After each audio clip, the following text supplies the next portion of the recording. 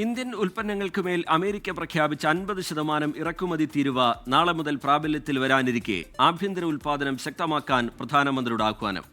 Make in India, make for the world എന്നതാവണം ഇന്ത്യയുടെ മന്ത്രമെന്ന് പ്രധാനമന്ത്രി പറഞ്ഞു. യുക്രൈൻ യുദ്ധത്തിൽ റഷ്യയുമായി ധാരണയിലെത്താൻ സാധിക്കാത്ത സാഹചര്യത്തിലാണ് തങ്ങൾ ചുമത്തിയ അധിക ഇറക്കുമതി ചുങ്കം നാളെ മുതൽ പ്രാബല്യത്തിൽ വരുമെന്ന് അമേരിക്ക അറിയിച്ചിരിക്കുന്നത്.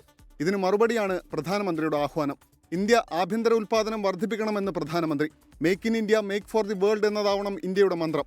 അഹമ്മദാബാദിലെ മാരുതി സുസുക്കി EV പ്ലാന്റ് ഉദ്ഘാടനം ചെയ്താണ് പ്രധാനമന്ത്രി ഇക്കാര്യം പറഞ്ഞത്. റഷ്യയിൽ നിന്നും ഇന്ത്യ എണ്ണ വാങ്ങുന്നത് യുദ്ധത്തെ പിന്തുണയ്ക്കലാണെന്ന് കാണിച്ചാണ് ഇന്ത്യക്കുമേൽ ഓഗസ്റ്റ് 27 മുതൽ 25% അധിക തീരുവ ചുമത്തുമെന്ന് ട്രംപ് ഭരണകൂടം പ്രഖ്യാപിച്ചത്.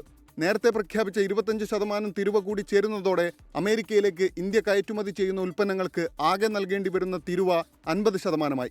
നാളെ പുതിയ തീരുവകൾ പ്രാബല്യത്തിൽ വരുമെന്ന് അമേരിക്കയുടെ ഡിപ്പാർട്ട്മെന്റ് ഓഫ് ഹോംലാൻഡ് സെക്യൂരിറ്റീസ് ആണ് അറിയിച്ചത്.